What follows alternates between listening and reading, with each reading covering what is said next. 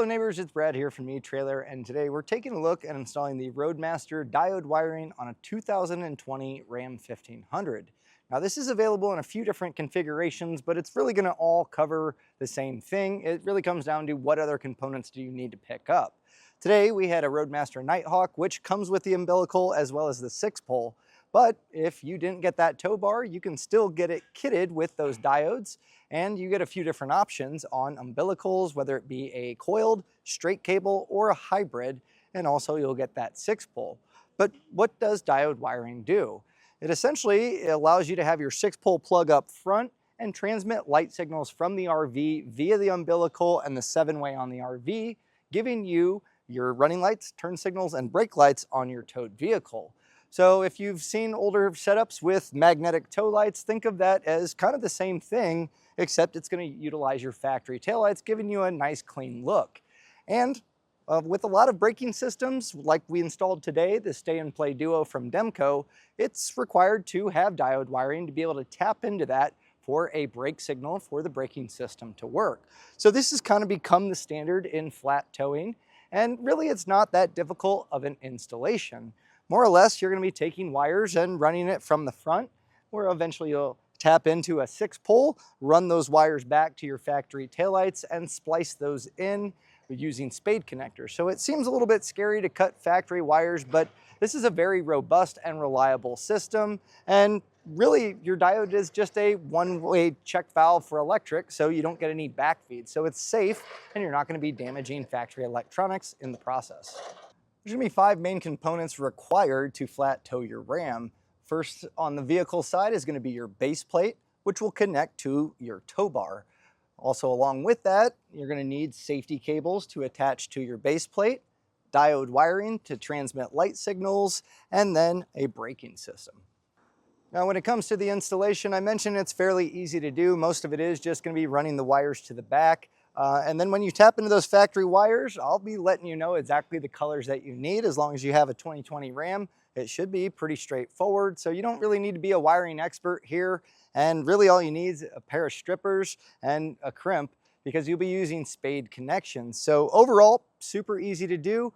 But I also understand if this is something you don't want to tackle on your own, maybe you don't have the time, the place, the tools, or even the want to do it yourself, I completely understand. But if you want to find someone to get it knocked out for you at the same time as your other flat tow components, you can find someone using our dealer locator. You simply put in your zip code and find a list of shops near you that can get this installed for you, so you can be out on the road flat towing. Speaking of that installation, let's take a look at that now. To get the diodes installed on your Ram, it's really a pretty easy process. You're going to start by getting the wire mounted up or close to mounted up where you're going to eventually put your 6-pole. And you'll see that we have our 4-pole end. We'll be cutting that off a little bit later to get our 6-pole mounted up, because our tow bar included a 6-pole. So it became unnecessary for us to have the full kit. So I would put this where you're going to be mounting up your 6-pole and give yourself quite a bit of extra slack here. It makes it a lot easier to get that mounted onto the plug. From here, I routed it up into the engine bay, and the reason being is we're doing a Stay and Play Duo, which does tie into the diode wiring, and it's a lot easier to have some slack or extra wire in the engine bay to make those connections. So it's not a bad way to get really any diode ran, is to run this up. That way, if you do ever have to tap into it, you have access to it. So as I routed my wires up, you'll notice that the white wire is missing here, and that's because I peeled back our white wire all the way, and it gave us quite a bit of extra, because that way I could use a factory ground. Now the ring terminal supplied is a smaller diameter, so you may want to source a larger diameter ring terminal, and there's tons of factory grounds all around that you can use. But this really makes it to where we know that the ground's going to be a good spot, and throughout my entire flat tow installation, I like to use the same ground. That way we can eliminate any grounding issues at one spot. So once you get that peeled back and just splice back a little, crimp on that ring terminal and get that attached, we'll continue running on. But that white wire is going to become a jumper wire later on, so keep that handy. So as I routed this back, I ended up dropping this down and running the rest of the wire to the back of the vehicle towards the taillights. So I'll raise this up and we'll take a look at the path that I took. And when it comes to routing any wires on your vehicles, things that you need to make sure you take into account are don't make contact with the exhaust. We don't want to melt the wires. Any sharp edges can cause chafing over time and damage the wires. And we also don't want to get caught up in anything that's moving, whether it be suspension or any part of the drivetrain. So your path may be a little bit different. It's a lot easier to do this on a lift, and I understand that. So whatever works best for you. For ours today, I ran our wire down the firewall and zip tied it up to our wire that we have here. And then from here, I really just followed the frame rail all the way back until you get to the back of the fuel tank. So zip tie it up occasionally to some of the factory wire loom, and that's going to make it nice and easy for you. And then once I came out from the back of the fuel tank, you'll notice that we have this cross member. And this is going to be a really good spot to split off our wires because we need our yellow and brown to go to the driver's side and our green wire to go over to the passenger side. So using that cross member, I just peeled back the green wire, zip tied that, and then routed it over. So you can see that I have some zip ties here, but this keeps it up away from the exhaust. And then eventually I ran this over to where the pocket is going to be for our taillight on the passenger side. On the driver's side, similar kind of concept with the yellow and brown, just kind of make your way over. So on mine, I just, you'll see that I have it routed kind of here, and I just kind of went above the frame here. So pretty simple. Now that white wire I mentioned earlier that we saved from the ground, this is a jumper, so it needs to go to the driver's side to the passenger. So I just took that extra length and just routed this across. I used the hitch and just zip tied this up and made sure that I have that white wire in each side. So when you have it all routed, you should have a decent amount of extra wire to be able to pull up to the taillights. So we'll have our green and our white on our passenger, our yellow, brown, and white on our driver. So at this point, we're gonna want to get our taillights taken out so we can get to the factory wiring to splice into. To get our taillights taken out, we're gonna want a T25 Torx bit, and there's gonna be 2 screws that we're gonna remove, and that's gonna allow us to get this taken out.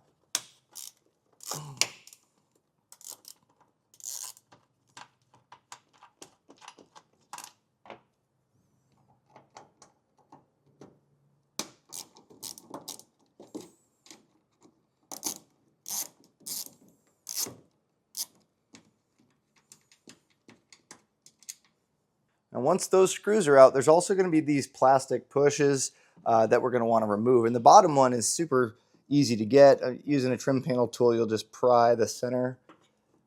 And a lot of times you can get the whole thing to come out by getting that. But if need be, you can pry on the bottom and just get this whole thing to come out. Just make sure you hold on to both of those pieces. Now, the tricky part, though, is this one's blocked by our tailgate strap here. So we're going to just slightly lift the tailgate to get slack here. And then this tab, you can just pull that back and get that taken off. And then we can remove this one. Now, I am going to put this back in place temporarily, and that's because on the other side we'll be removing that as well, and we want to make sure that the tailgate is supported. So once you have that hardware taken out, the taillight's actually pretty easy. Just give it a little bit of wiggle there. Sometimes it'll build up with debris and just kind of get stuck. But the alignment tabs are located on the outside edge. So if you just pull this pretty well straight back, a little wiggle should really get it to be easy. And then from here, we're going to want to separate the plug. So just push down.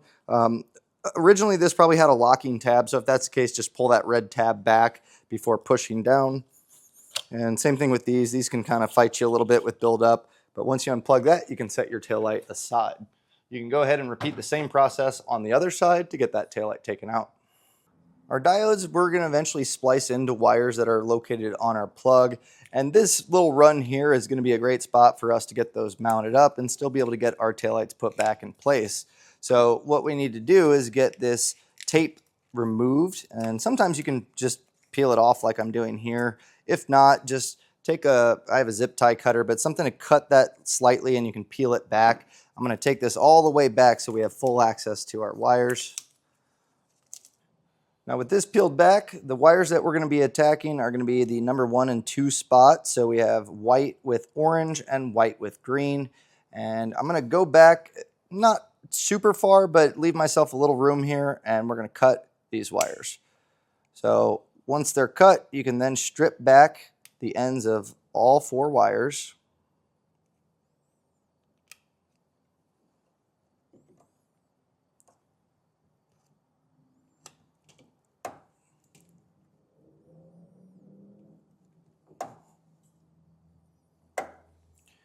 And then grab 2 of your diodes, and they'll have these spade connectors already attached. We're going to take 4 of them, and we're going to make sure that they're the blue ones. There is one yellow, which we'll use later on.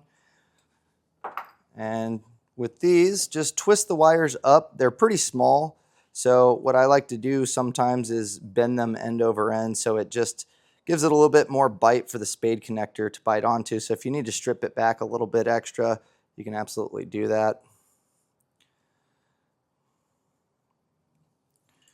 And then we'll take our spade connectors, slide these in, and then crimp them down.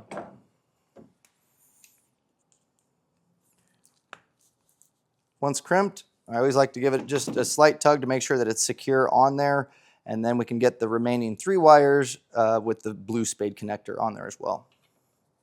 With those all attached, we'll grab the diode, and you'll see that there's an in and an out. The out is going to face towards our plug, so we'll get that on this side here, and then that corresponding white with green, we'll just attach that onto either of the outs or the insides there. And then for our orange with white, we'll do the same thing.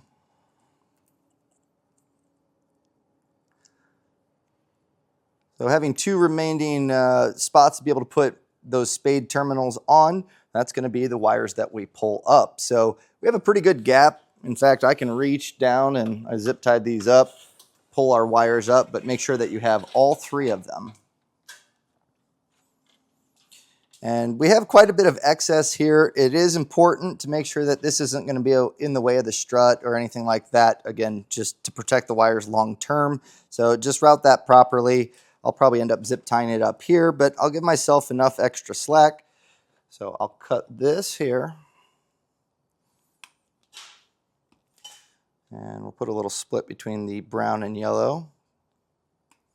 And we can peel that back.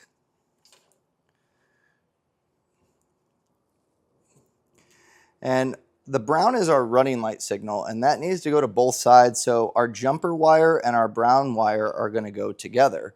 So we'll strip these back. And you may want to strip them back a little extra so we can twist them together. And that's where that yellow spade terminal comes into play. It's a larger diameter, so it allows us to get both of those wires in. And then we can crimp that down. And then our yellow one, we'll just put a blue spade connector on.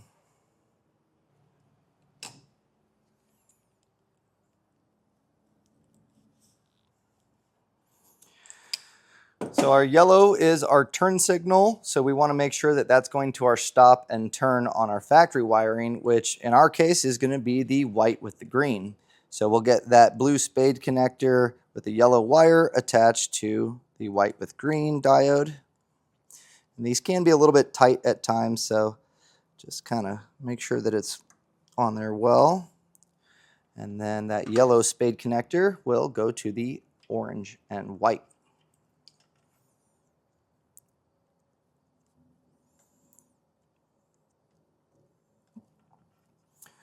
So this is what your connection should look like. What I like to do before putting everything back is obviously zip tie it up, but also putting a little RTV silicone around this or even electrical tape to wrap it up. It's going to do twofold. It's going to protect that water from ever getting into those connections, but also it creates a nice wire strain. We don't want anything to, pull these off while driving and not have our diodes working properly.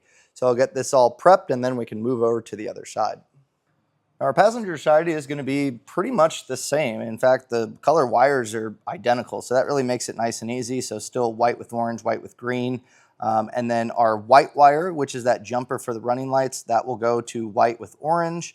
And then our green goes to white with green. So pretty easy.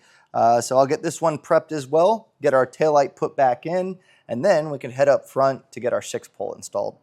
Now, as I mentioned previous, we have our 6-pole. This came with our Roadmaster Nighthawk tow bar.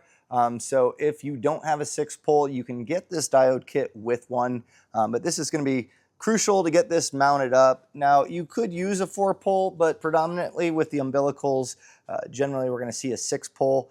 And so we're going to cut off our 4-pole end because we don't need this, but we are going to use those wires. So we'll cut these back. And what we'll do is we're going to take the boot off the back side of our 6-pole and slide this up for now. And then when we strip these back, they're going to go into the back of the plug. And there is embossing here that says where they need to go.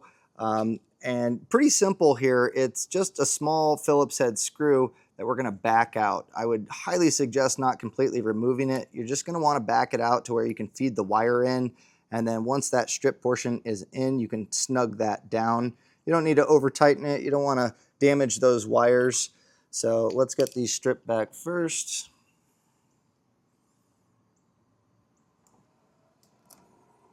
Now I got these attached, so pretty simple. It's going to follow those embossing. So at the 12 o'clock position where it says TM, that's our tail markers.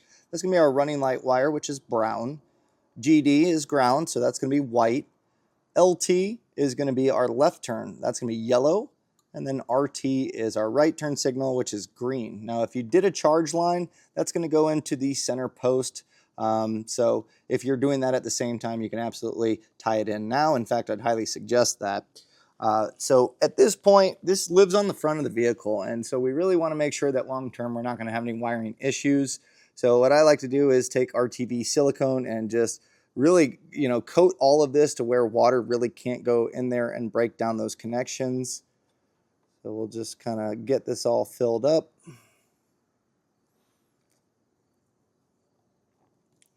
And then we can slide our boot over this. And then continuing on with protection, what I like to do is take electrical tape and wrap it around the plug and the boot, but also just to make it look a little bit cleaner, now is a good time to take some wire loom and run this up your wires. You can tuck in the ends, kind of curling it over itself into the boot, and then we'll just wrap all of this up with tape. Now I have it all taped up. We're going to get this mounted up. Our base plate had a mount for this, so it makes it super easy. You just run in some self-tapping screws, and that's going to get it nice and secure. Now the plug is plastic, so you don't have to get too crazy here. Just snug it down.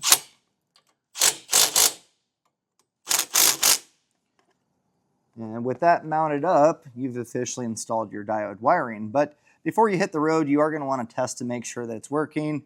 Best way to do that is if you have your RV handy, and you have your umbilical ready to go, you'll just simply plug it in to the RV and then to your 6-pole, and then run through the light signals on your RV. Have someone check the taillights on your Ram just to make sure that it's all working properly. And that was a look and installation of the Roadmaster diode wiring on a 2020 Ram 1500.